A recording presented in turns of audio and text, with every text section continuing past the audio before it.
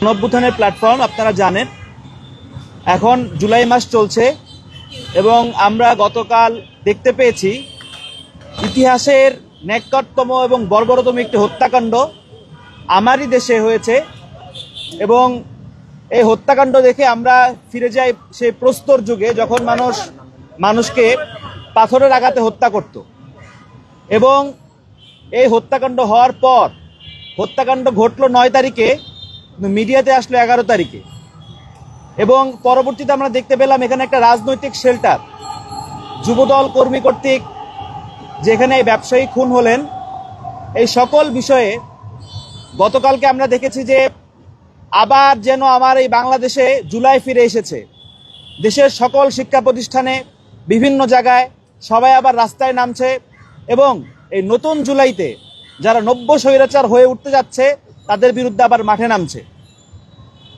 গত জুলাইয়ের পর থেকে যখন আমরা একটা রক্তক্ষয়ী গণঅভ্যুত্থান পার হয়ে নতুন বাংলাদেশ গড়ার দিকে আমরা মনোযোগ দিলাম, তখন দেখতে পেলাম যে রাজনৈতিক শেল্টারে প্রায় 150-র বেশি খুন।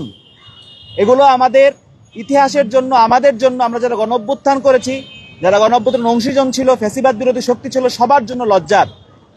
বিদ্যমান পরিস্থিতিতে বৈষম্য বিরোধী ছাত্র আন্দোলনের পরবর্তী কার্যক্রম এবং আমাদের অবস্থান এখন ঘোষণা করবেন বৈষম্য বিরোধী ছাত্র আন্দোলনের সভাপতি রিফাত রশিদ। আচ্ছা,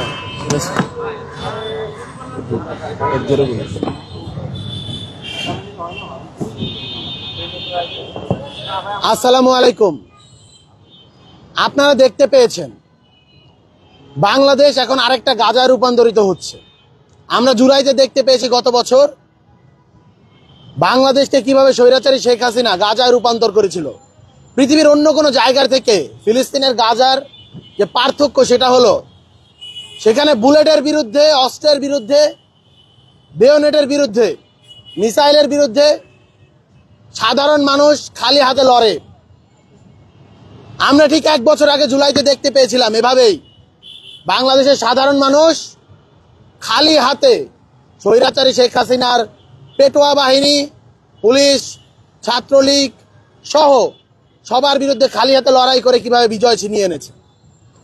কিন্তু আফসোসের সাথেই বলতে হয়, যেই জুলাই এসেছে এত রক্তের বিনিময়ে, জুলাইয়ের পরও আমাদের রক্ত দেয়া শেষ হয় নাই। আমরা যে নতুন বাংলাদেশের কথা বলছি, সেই নতুন বাংলাদেশের যে আকাঙ্ক্ষা, যে কিন্তু বাস্তবতা, তার মাঝে আসমান জমিনের ফারাক। আমরা দেখতে পেয়েছি গতকাল একটা ভিডিও ভাইরাল হয়েছে, সেখানে একজন ব্যক্তি, তার নাম সোহাগ, তাকে নৃশংসভাবে হত্যা করা হয়েছে। প্রস্তর যুগ আমরা যেটাকে বলি, সেই প্রস্তর যুগে ফিরিয়ে নেওয়ার যে আদিম উদ্দামতা, খুন করে সেই লাশের উপর নৃত্য করা, এগুলো আমরা শুনেছি আইয়ামে জাহেলিয়াতের সময়ে।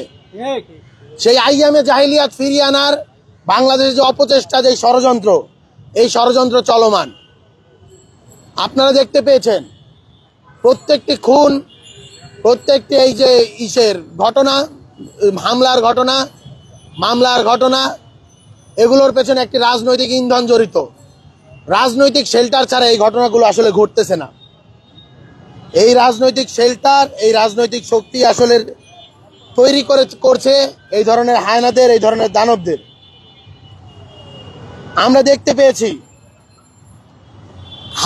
স্বৈরাচারী শেখ হাসিনা বাংলাদেশ থেকে চলে গেলেও দিল্লিতে বসে বসে সে বাংলাদেশের বিরুদ্ধে নানাবিধ ষড়যন্ত্র করছে। সেই ষড়যন্ত্রে কি আমরা পা দিচ্ছি? আমার তো মনে হয় দিচ্ছি। আমরা কথায় কথায় বলছি যে আজকে যদি বিএনপি রাজপথে না থাকে, বিএনপির নেতাকর্মীরা কথায় কথায় এই কথাটা বলে, আজকে যদি বিএনপি রাজপথে না থাকে, আজকে যদি ছাত্রদল রাজপথে না থাকে, শেখ হাসিনা নাকি আমাদেরকে হলো গিয়া গলায় পাড়া দিয়ে 5 মিনিটের ভিতরে পুরো বাংলাদেশ খালি করে দেবে। এখন আমাদের এই জিনিসটা শুনলে আফসোস হয়, হাসিও পায়। আমাদের তো গলায় পাড়া দিয়ে আমাদেরকে মৃত্যুর ভয় দেখি, এইগুলা করে তো লাভ নাই। মরণের ভয় তো আমরা গত বছর জুলাইতেই শেষ করে দিয়ে আসছি, আমাদেরকে আর মরণের ভয় কি দেখান? আমরা তো সেদিনই ঘোষণা দিয়েছি, উই আর অলরেডি শহীদ। আমরা তো শহীদ। শহীদদেরকে যারা মৃত্যুর ভয় দেখায় সেটা আসলে হাস্যরস, সেই হাস্যরস ব্যতীত আর কিচ্ছু না। বাংলাদেশের মানুষ সেই মৃত্যু ভয় 1 বছর পার করে আসছে, আমাদের মরার ভয় নাই, আমাদেরকে আসলে মৃত্যু ভয় দেখায়েন না। আমাদের এখন এগুলো শুনলে হাসি পায়।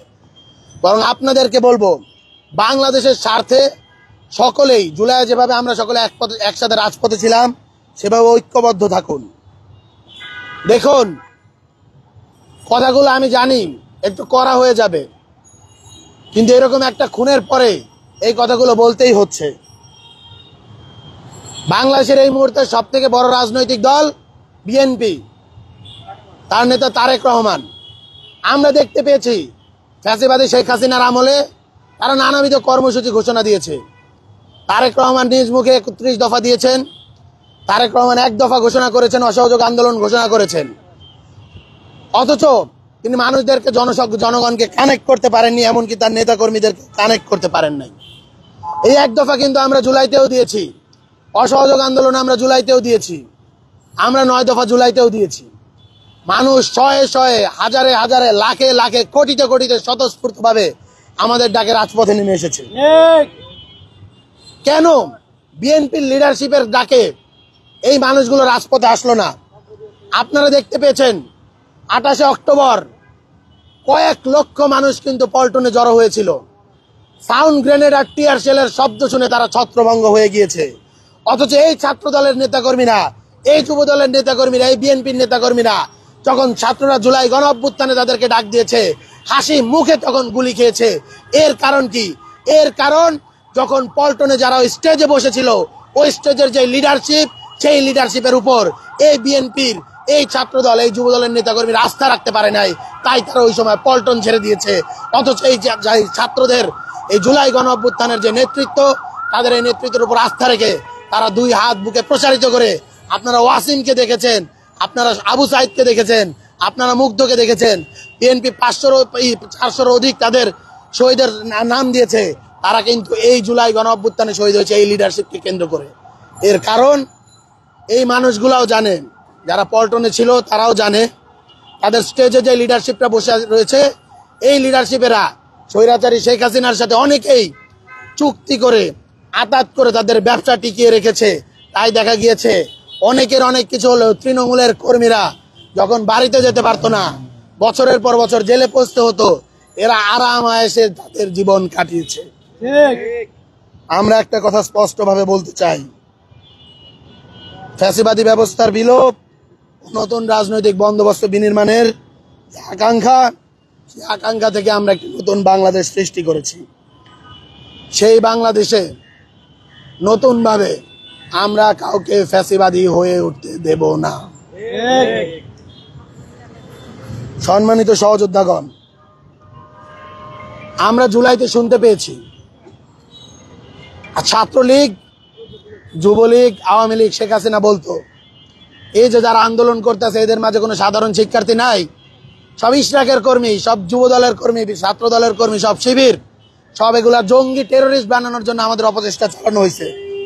অথচ এখনো দেখা যাচ্ছে যখন হত্যাকাণ্ড হয়, হত্যাকাণ্ডের প্রতিবাদে যখন মিছিল হয়, তখনও এদেরকে শিবির, এদেরকে জঙ্গি, এদেরকে অপচেষ্টাকারী, এদেরকে হলো গিয়া বিএনপি বিরোধী, এদেরকে বাংলাদেশ বিরোধী, এদেরকে হাসিনাপন্থী, ছাত্রলীগ, এক্স ছাত্রলীগ, নানাবিধ ট্যাগের মাধ্যমে বিতর্কিত করা হচ্ছে। এই ট্যাগিং পন্থা, এই ট্যাগবাজি, এগুলো হলো হাসিনার স্টাইল। আমরা বিএনপিকে আহ্বান করছি, ছাত্রদলকে আহ্বান করছি, হাসিনার যে বয়ান, হাসিনার যে স্টাইল, এগুলো সাবস্ক্রাইব করেন না। বাংলাদেশের মানুষ বহু আগেই এই স্টাইলগুলাকে ছুঁড়ে ফেলে দিয়েছে। বুয়েট কিন্তু বাংলাদেশকে পথ দেখায়, এটা ইতিহাস সত্য, ইতিহাস থেকে শিক্ষা নেন। 2019 সালে আওয়ামী লীগ ছাত্রলীগের বিরুদ্ধে বাংলাদেশে প্রথমবার যারা একদম সম্মুখ সারি থেকে, রাজপথে থেকে প্রতিবাদ করেছিল এবং ক্যাম্পাস থেকে ছাত্রলীগ মুক্ত করেছিল, ছাত্রলীগের স্বৈরাচার মুক্ত করেছিল, সেই ক্যাম্পাস কিন্তু বুয়েট।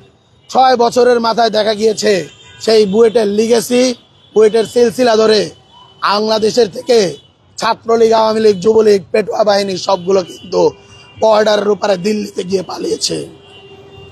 তাই আপনারা শিক্ষা নিন, সকলকে বলবো আপনারা ইতিহাস থেকে শিক্ষা নিন, বাড়াবাড়ি করেন না।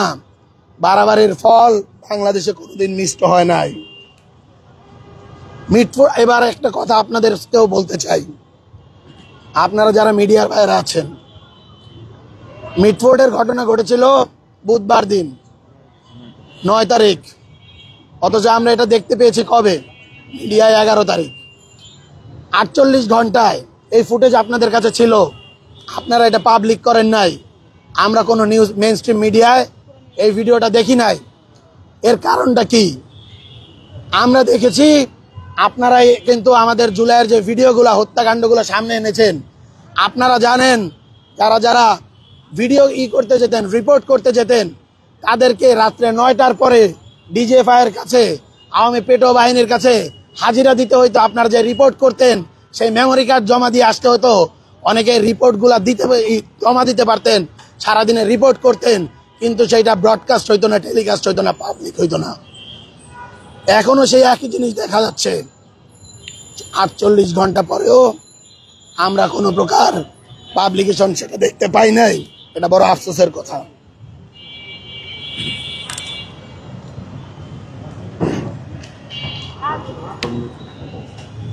এবার আমরা কর্মসূচির দিকে যাচ্ছি। মিটফোর্ড হত্যাকাণ্ড, আচ্ছা, আমাদের পরবর্তী কর্মসূচি মিটফোর্ড হত্যাকাণ্ড ও সারা দেশে বিদ্যমান রাজনৈতিক শেল্টারে চাঁদাবাজি, দখলদারি, হামলা ও খুনের পরিস্থিতি বিবেচনায় বৈষম্য বিরোধী ছাত্র আন্দোলন আজ সন্ধ্যা 7টায় শাহবাগ মোড়ে মশাল মিছিল কর্মসূচি ঘোষণা করছে। একই সঙ্গে বৈষম্য বিরোধী ছাত্র আন্দোলন সারা দেশের ছাত্র জনতাকে তার নিজ নিজ প্ল্যাটফর্ম থেকে, নিজ নিজ ব্যানারে, নিজ নিজ জায়গা থেকে ব্যক্তি উদ্যোগে এই চাঁদাবাজ বিরোধী এবং নব্য ফ্যাসিবাদ বিরোধী যেই নতুন জোয়ার এসেছে, সেই জোয়ারে সবাইকে অংশগ্রহণ করার জন্য আহ্বান জানাচ্ছে। সকলকে রাজপথে স্বতঃস্ফূর্তভাবে অংশগ্রহণ করার জন্য আমরা অনুরোধ জানাচ্ছি। আজকে আমাদের এই মিছিল শাহবাগ মোড় থেকে সন্ধ্যা 7টায় শুরু হবে। সারা দেশের সমস্ত প্ল্যাটফর্ম, সকল ছাত্র সংগঠন, জুলাইপন্থী সবাইকে আমরা অনুরোধ করছি, আপনারা আসুন, জুলাই ফিরিয়ে আনুন। নতুন করে বাংলাদেশে আর কেউ যেন স্বৈরাচার হয়ে উঠতে না পারে, খুনি হয়ে উঠতে না পারে, সেজন্য সবাই ঐক্যবদ্ধ হন। ইনকিলাব জিন্দাবাদ।